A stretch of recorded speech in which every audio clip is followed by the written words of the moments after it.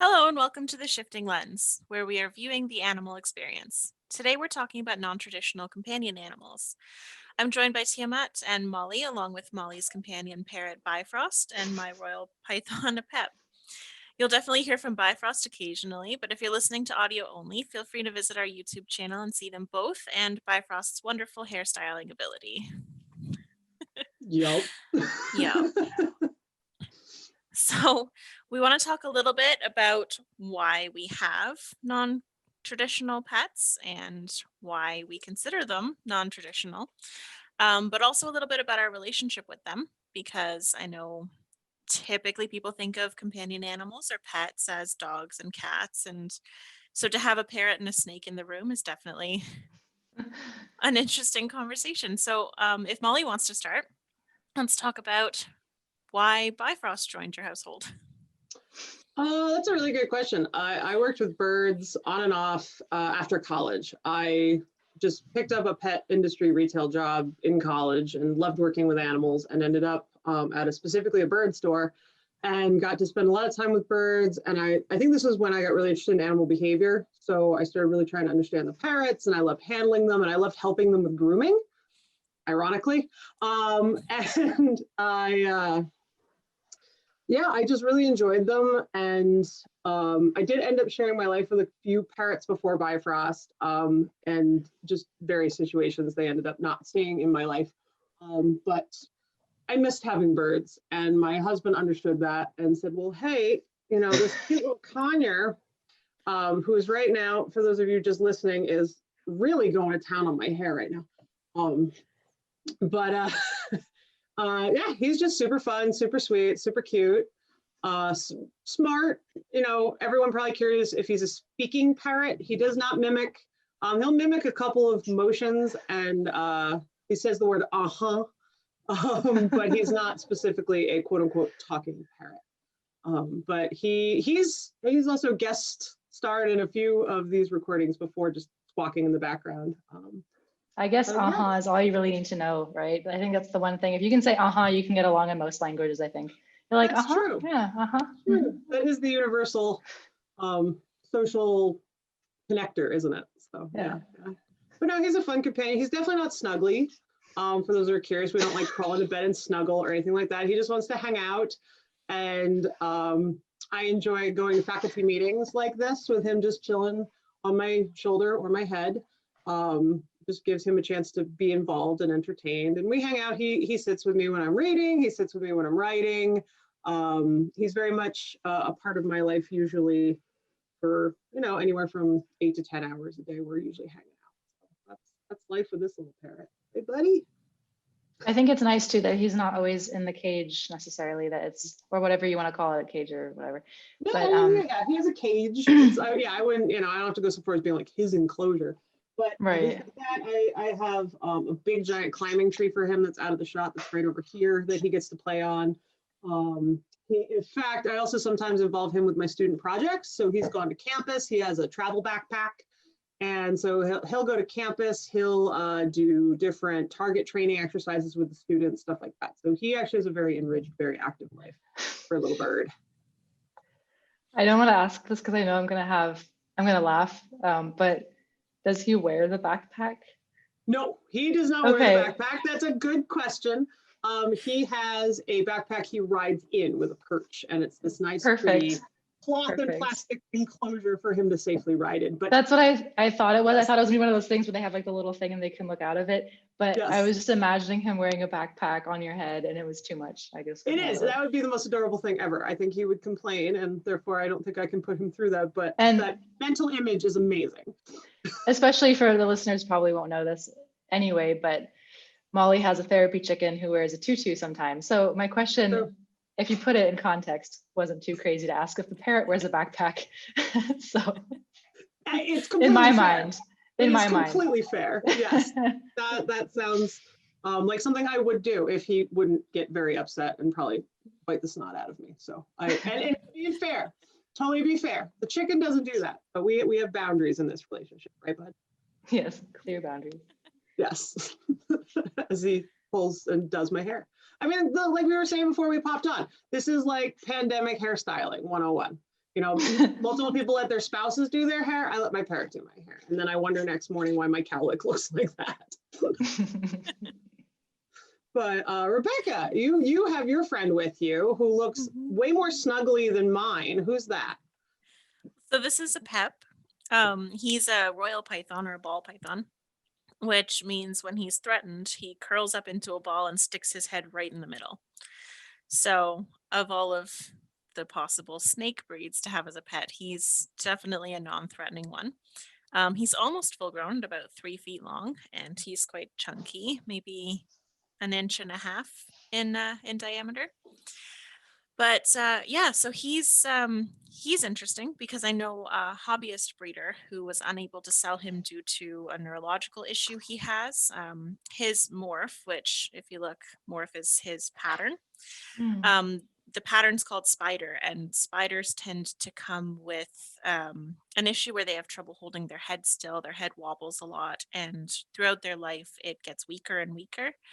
So he has some challenges, like he's not very good at catching his prey, if you will. So I feed him frozen thawed rats, and I kind of wiggle it a little bit with the tweezers so he thinks it's alive, and he gets into hunt mode and he pounces on it. Pounce isn't correct. Strikes at it. He strikes at it. But he often misses. And Aw. so he definitely needs someone to make sure the rats can't hurt him. But yeah, he does not like nearly as much enrichment as Bifrost. They're very solitary. They're very quiet. They just like having their dark, warm place to go to. So when he's out with me, he often explores quite a bit and then eventually settles down. So if you're watching, you can see he's settled up against my neck now, and he'll occasionally push his nose into it, trying to burrow. But yeah, so when I'm researching or writing papers, he tends to sit with me like this and just soak up the warmth. But for the most part, I leave him alone. He has his little enclosure, which is a substrate that he can burrow into his hide that's on top of it. And he actually has some vines in there because even though he's a desert snake, he loves climbing, which is odd for his particular species. But he actually does love climbing up to the top of the enclosure on a vine and usually weighing it down. So I have to prop it back up for him. Yeah. That's so cute. I don't live with any non-traditional companion animals, so to speak, and I grew up with all sorts of animals and chickens and dogs and horses, but I never thought of living with a non-traditional companion animal. So what was your guys' motivation to say like, oh, I'm gonna get a snake or a bird or something like that? Because I know Molly has a few different critters. It's true. I've had non-traditional critters my whole life. From when I was younger, I had lizards, I had leopard geckos, I had snakes, I had monitor lizards, I had all sorts of stuff growing up as a kid. I don't know why. I think just all animals were cool, and my family didn't draw any specific boundaries. They were like, hey, if you can research it and take care of it, then go for it. But they were always my responsibility, and I had to do the work. I mean, I was that bad kid that had an iguana, like, you know, had the animals that probably weren't the most appropriate at that age, or to have necessarily in just an enclosure or something like that. I mean, there's a lot that goes into selecting these companions, and the hype and the culture and the industry and all of that. But yeah, I had them for most of my life. I stopped for about 5 years, just in time to meet my husband before I, you know, showed him this side of my life. You released it. Yes, and then slowly reintegrated these species back into my life, I think, when we were at a place where he was ready for them. Yeah, I share my home both with Bifrost and with 2 white-lipped pythons, and with a small enclosure filled with cockroaches, of all things. Cockroaches usually live with me on campus, but they're home for the winter right now. And the snakes are they're young and they're very nocturnal, so I'm not going to harass them right now. But yeah, it's sort of always been part of my life in some way, shape, or form. I can hear my puppy howling in the background. I apologize if she's coming through for everybody. But Yeah, I mean, it maybe goes into also my interest of also more ancient dogs. I don't know. I guess there's just something that draws me to animals that are very, I guess the words probably in my head are authentic. You know, Mm. a lot of non-traditional animals, I mean, we have color mutations. Actually, Bifrost is a color mutation. So Bifrost is called a yellow morph green cheek conure. So he has the yellow belly and the red on him as well, and some of the extra blue and things like that. So we both have color morph animals. But for the most part, they're not that different from how they would be in a non-companion animal setting. So maybe there's a draw there. I don't know. I think it's a great question. It's something I have not dug around and focused nearly hard enough on. Self-growth needs to happen here. So for me, I've always been fascinated by various animals, and especially with snakes, because so many people find them gross or scary. I almost felt more inclined to shout at everyone that they're really not. They're wonderful, they're soft, they're friendly. He's trying to get to the camera now.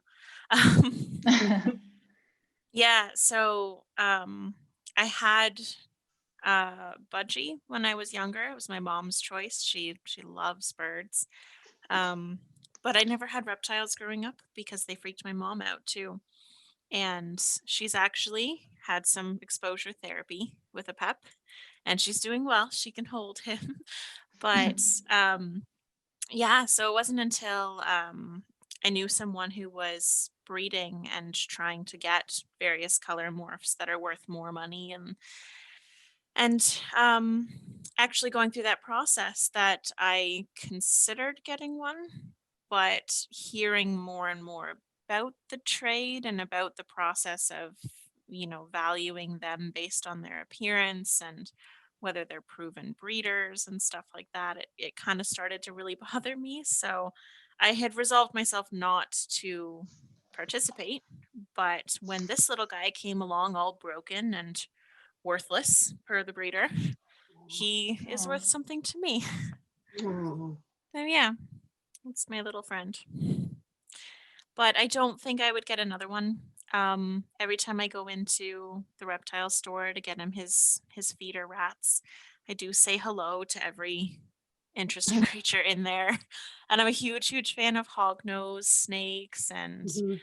the Savannah monitor in there is like 6 feet long. She's beautiful, but I can't bring myself to add to the collection here because I feel kind of bad about not being able to really know where they came from.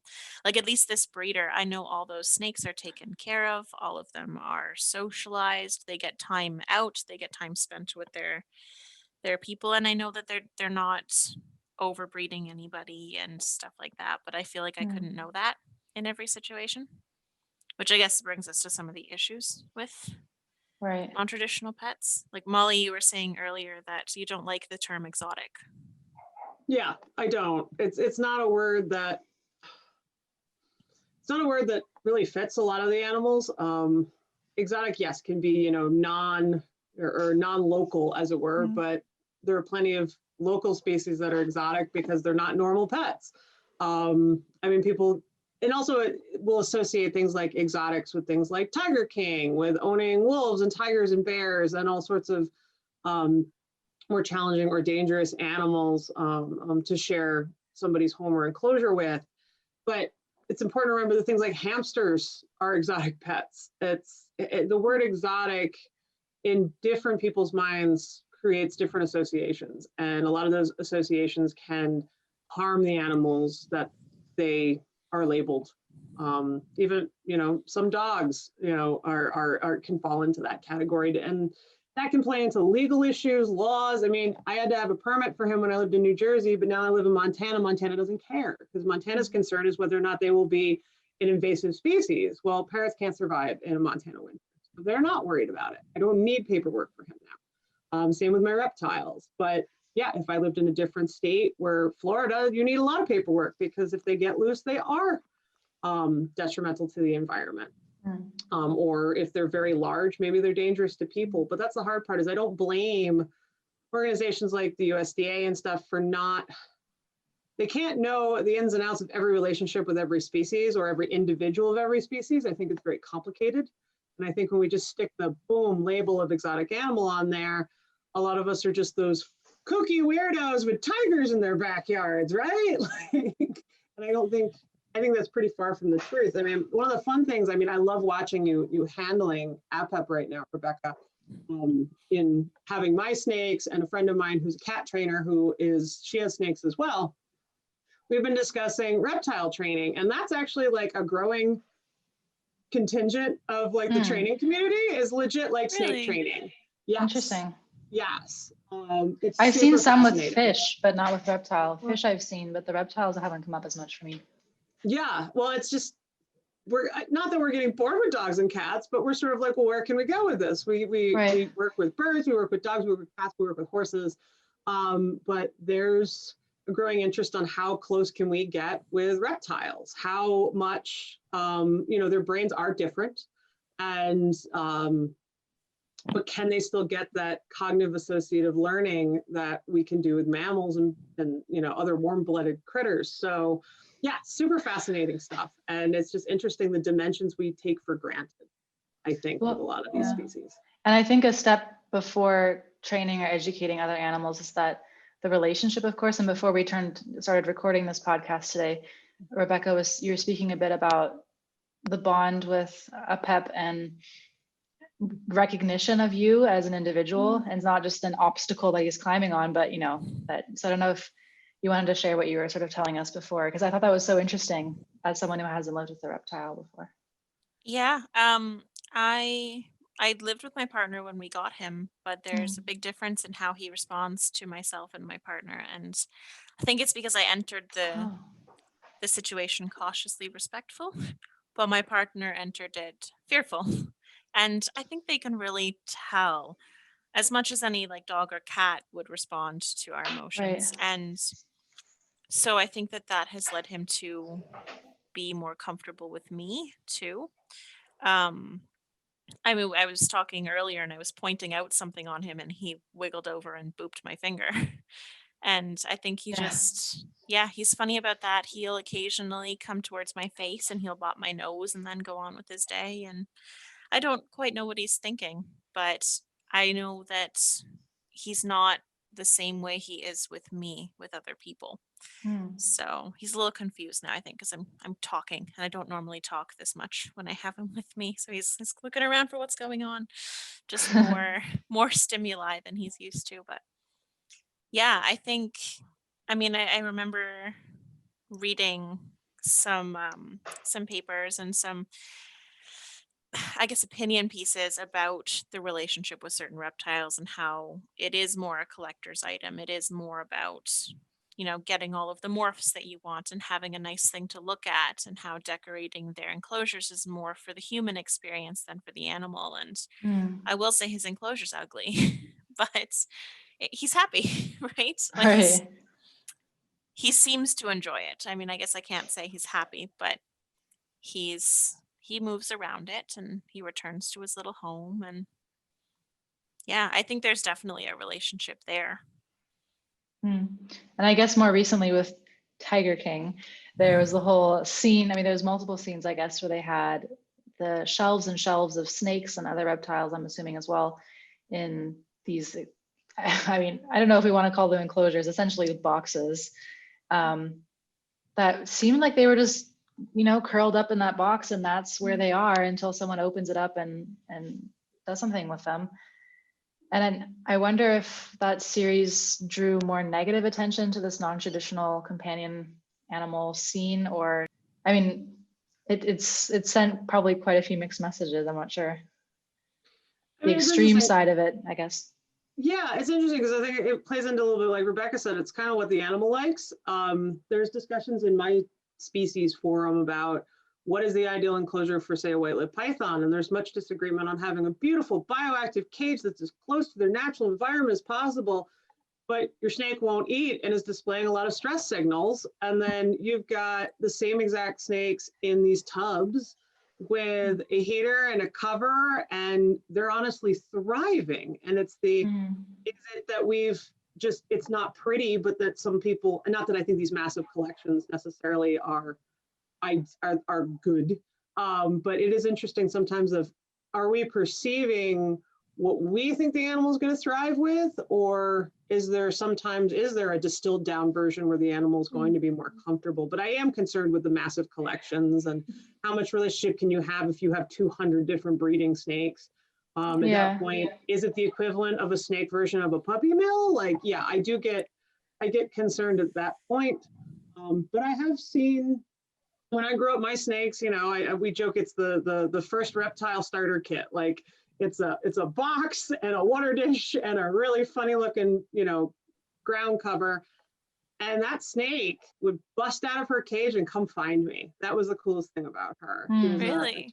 Yes, she was a Florida king snake, and she would break out of her cage and find me in the house and just crawl right up on me and hang out. And you were just like, really? Yeah, I loved that snake. That snake was such an amazing, I mean, I had that snake for, I don't know, 15 plus years, and that snake was amazing. I love that. Wow.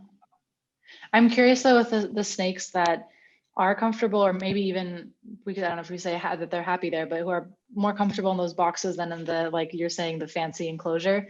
Do you think that they are happy because it's most similar to sort of what they're happy with if they weren't with humans, or is it just that they were perhaps conditioned to it because that's all they know? If they were at the breeder and they kind of grew up in that, is that? I mean, Yeah, I mean, it's hard to know because we can't just ask them. right. But um, I do know if they're in the wild, they're going to spend most of their time in a hole. Like, I'm speaking Yeah, for royal or ball pythons specifically, because that's what I know right. about. But they will spend most of their time in a hole. They'll come out for food, they'll come out to mate, but most of their time is spent in seclusion. Yeah, So to have this big fancy enclosure isn't really necessary. And that's the argument I kept seeing is if you want more than one, it's not worth setting up a full tank for each one. Um, the breeder I know actually keeps them on a couple layers of paper towel in plastic pull-out trays, basically, but they do interact with each one. So they get to come out, they get to stretch out fully and move around a little bit and then go back in. So it's similar to a Pep's hide where he can go in there, and I did disturb him today, I should admit, but I don't usually bother him when he's in his hide. If he's yeah. poking around playing on the vines and stuff, I'll reach in and let him come to me. And he'll either come to me or he'll go like this, a little wiggle, and that tells me it's food time. um, yeah, so like I said, he gets fed every 7 days, but sometimes it goes a little longer if he's not showing any signs that he's interested or if he hasn't passed the last meal yet. Um, and I think when you have that many, even little biological details like that, like is the snake ready for its next Right. feeding, is something you'd have to open every single one every day to check. And it's hard to believe that that's, unless it's your full-time job, that that's something you can really keep up with. And that would be more my concern, is that even basic needs might not get met in Right. situations like that. Yeah, that makes total sense. I could see that happening if you have, I mean, that many of any animal really. Yeah. But yeah, definitely. Bifrost is enjoying your hair, Molly. Oh my God, he's in heaven right now. He is having so much fun. He's been up here for, you know, because we got situated, you know, before we started recording, and he's been at this for now like an hour plus, and he's just going to town doing my hair. I mean, it's nesting behavior. I actually remembered that in California, before I moved to Germany, where I'm living at the moment, I had a parrot for like not very long, like 6 months. But he he was so funny because one day somehow I think he just got out or something, and he flew across the street to the cafe that was there, and he'd fly there and he'd sit there and he would just people watch, and then he flew back. And so then it kind of became this ritual that we would let him out in the morning and he would be able to fly across the street, because we were out in the country, it wasn't a lot of stuff happening. And he would just sit on his little perch. They made a little perch for him and he would stay there. And he would like maybe land on someone's head, or he would land on the perch, and he would just hang out there and watch people during the day. And then he would fly back in the evening. And I always thought that was a nice sort of middle road because, yeah, he was my parrot. Like, we're not gonna lie about. Of course, the way it works is you own this animal in a sense. You really Mhm. do. As much as we would like to not think that way about them, but essentially we do. And what always bothered me about people with birds is the wing clipping. So on one hand, I do understand it, that it's like, okay, you don't want your bird to fly away, but on the other hand, it is sort of that line that I personally just, I'm not judging anyone who does, but just personally, I didn't want to cross that boundary. And yeah, it was just nice that he was able to go there and come back.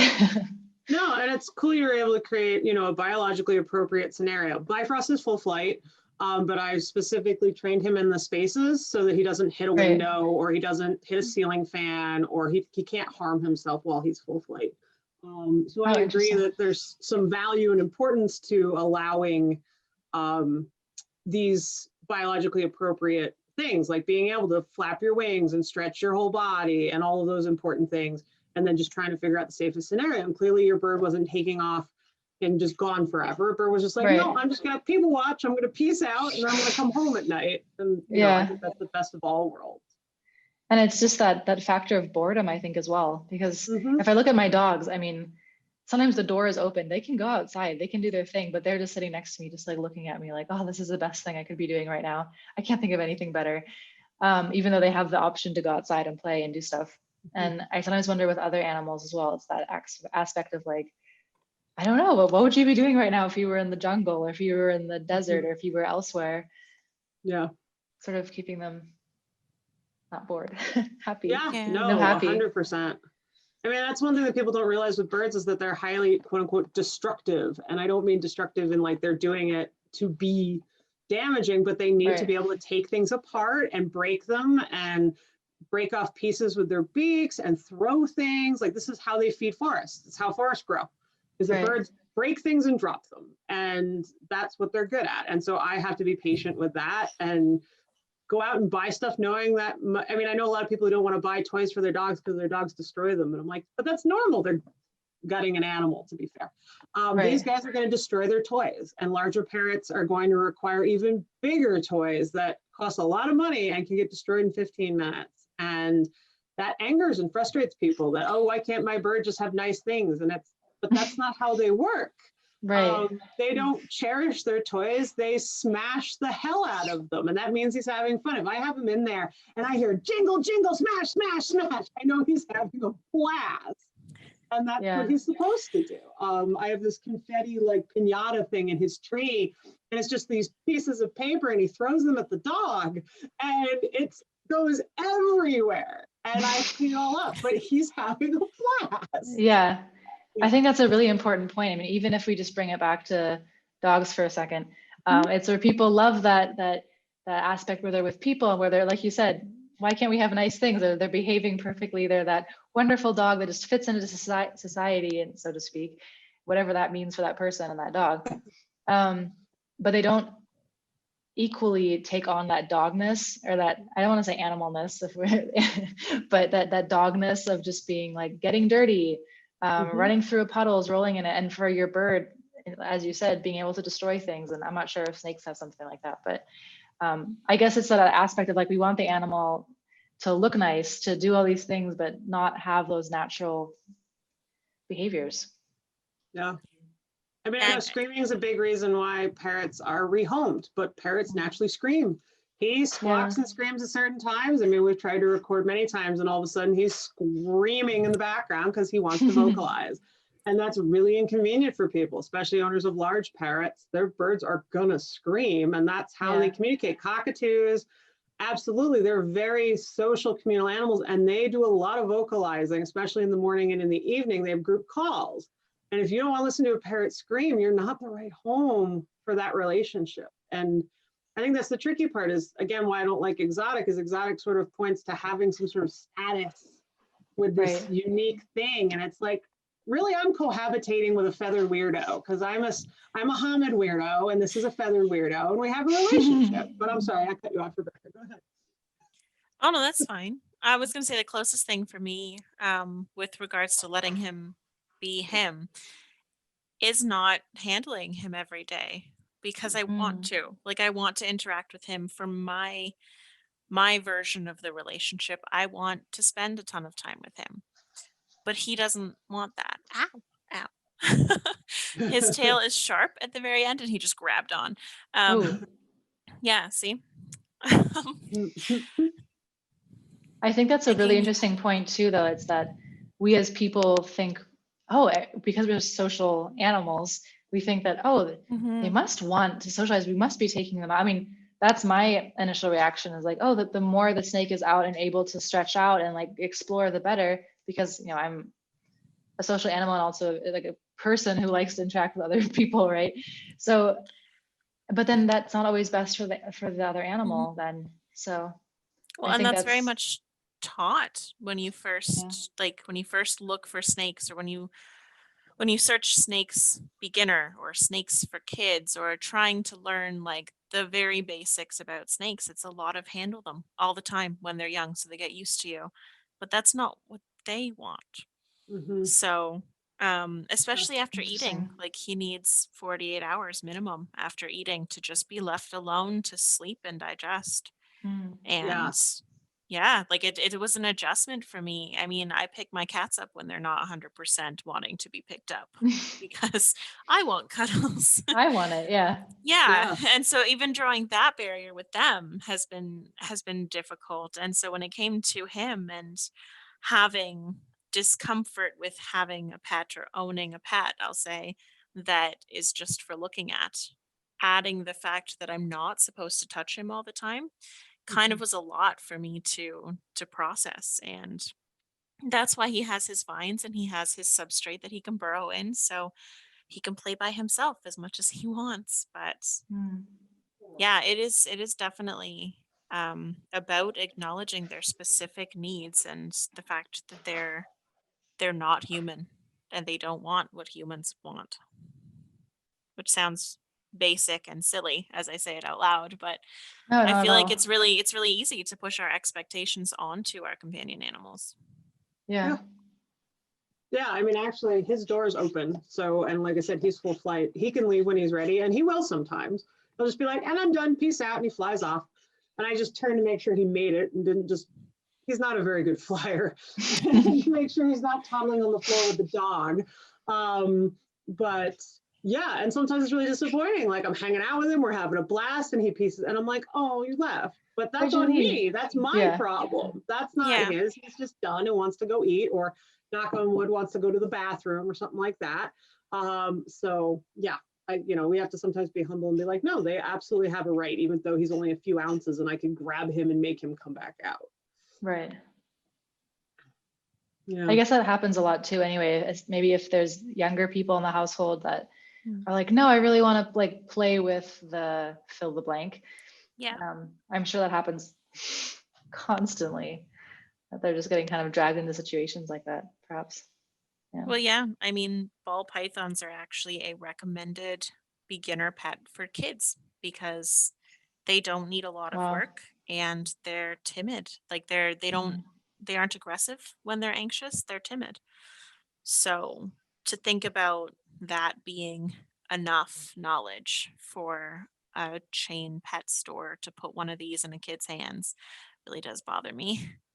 That's actually a great point, though, is here we're pointing out that non-traditional animals are the preferred pet to point children towards. It's hamsters, it's Mhm. snakes, bearded dragons are, really Yeah. popular with kids because, Mm. yeah, it's a pet that's both vegetarian and carnivorous and relative. It lives on sand.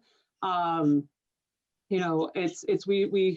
introduce, and I think I had some of that. We introduce kids to these animals, and they're not the dog and the cat. It's, like Rebecca said, maybe it's a little easier in quotes, but the knowledge isn't there. Mhm. And I mean, I see this on rescues all the time, bearded dragon, free to good home because kids aren't handling it enough. And my brain's like,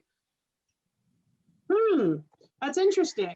Is it that they're not Yeah. handling enough, or does it need to be handled that much? What is the perception of that owner is giving up that animal? And it's easier for whom? Like it's easier Yeah. for the human. It's Yes. it's Yeah. always, yeah.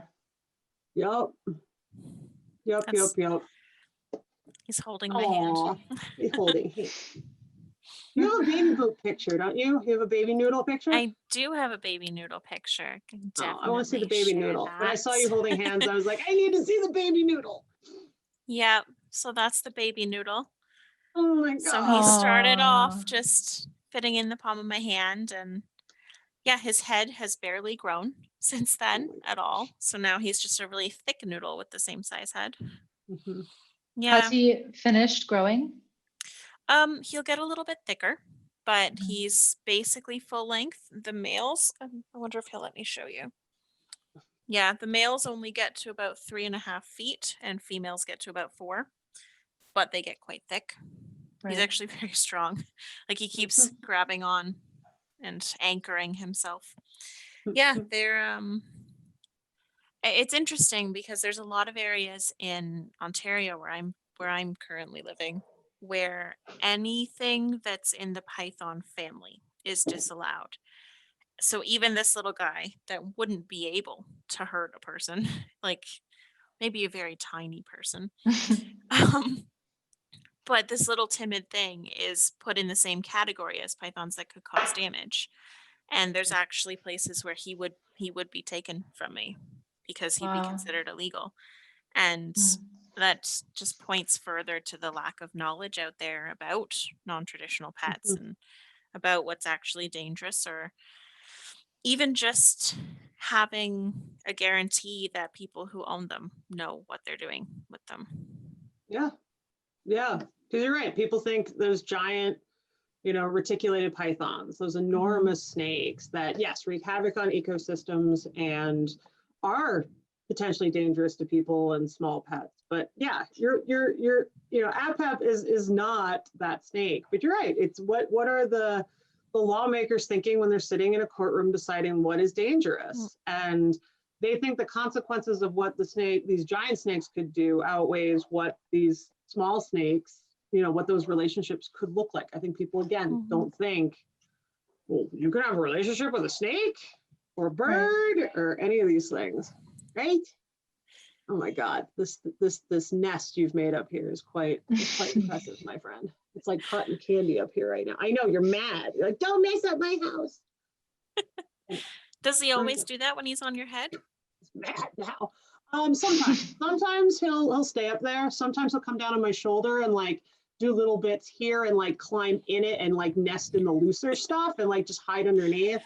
One of his favorites is if I wear I have a fuzzy hoodie that's fuzzy on the inside. If I put that over both of us, he just stays there and pops his head out, and he likes to hide in that. Oh, But he does like shoulders and head. And it's interesting. I mean, there's different takes on that. There are people that say it's a dominance behavior. Yes, dominance in avian relationships exists, but dominance in this scenario, I see him as nest. That's ethologically not the behavior I'm perceiving. He's not trying to show me who's boss. He thinks my hair is awesome. And so I'm not worried that there's some sort of, people will say, oh, never let a parrot, above your face, this and that, it's status. Really? I'm like, yeah. I'm like, no, Okay. he doesn't care. Yes, there are large birds where you want to be careful because they could grab your nose or your ear, and that's really going to hurt. But no, I mean, he's cool up there and he's happy up there. He doesn't like to walk around on like flat surfaces very much, so he doesn't like my desk. I have to put a perch on the desk if I want him to stay on the desk. But usually that's why he prefers his tree, or he prefers his cage, or he prefers like my head and shoulders. He hasn't started climbing on the new shelves behind me yet, but I'm sure eventually he'll realize those are also awesome and have pencils he can throw. Perfect. What more do you want in life than a shelf to climb and pencils to throw? Yes. I think I would like to trade in my life. I would like to climb on things and throw pencils at Me this point. too. Let's do I that. mean, Let's go. to be honest, I wouldn't mind just hiding in a cave all alone right now. Well, With the Especially global 2020. situation. Yeah, exactly. Yeah, it's a be a python kind of year. Oh, yeah. Absolutely. That's the new Oh, slogan for goodness. 2020. So, Yeah, Tima, ball being somebody that is not a current co-relationship with a non-traditional animal person, I don't know. I didn't know how to articulate that. After talking about this, how do you reflect on this? Well, I think I'm reflecting on it similarly to how I reflect to humans who live with dogs, cats, horses, all of those more traditional companion animals, in the sense that it all comes down, I guess, to the relationship between the human and the, whatever species it is. And that can be so different, right? Because like with dogs, it's like, of course, you want to make sure that they have the opportunity to go out, they can see different things, so all this different stuff. But with talking to Rebecca, it's like, oh, it can also be a good thing to quote unquote ignore your animal companion for 2 whole days, and that's what makes them happy. So I think that's been food for thought. And I guess the thing in my mind also is, one thing that crossed my mind while just listening to you guys was this thought of like, okay, but should we? Like we can and we can make them happy, but should we? And then that whole discussion comes up of like, I don't know, if they are happy with you and they do have a relationship with you. So that's where I'm at mentally right now, is I'm sort of trying to untangle that. I don't know what my opinion is on it yet, but I mean, I look at Apep and I look at Bifrost and I'm like, they look like they're happy, right? But Yeah. I mean, would they be happier if they weren't here? But then I'm like, well, my dogs would probably be happier if they had, been born out somewhere where they could roam all day and not be indoors, but they're happy now that they're here. I don't know. Yeah, I go back and forth with this. I don't want to quote unquote enslave an animal that would be happier in another situation. I don't know. You see, oh, these birds flying around the jungle and they look so happy, and then you'll have arguments about lifespan. Well, what's their lifespan like? What's the lifespan out here? Right. And I don't know. I don't think, especially certain sized animals, I think are more successful. I mean, look at him. He's the size of a coffee cup. Right. He's not, he's not locked in a bathtub as it is, so to speak. And I mean, similar for Apep, he's not massive. He's not trapped in a very small scenario, and they're very enriched lives. Mhm. And I mean, I think about this though with my New Guinea singing dog. They live in Papua New Guinea running around, but then they can also live a very happy domestic life. And to be frank, he doesn't want to pee in the rain and he doesn't want to go outside when it's cold.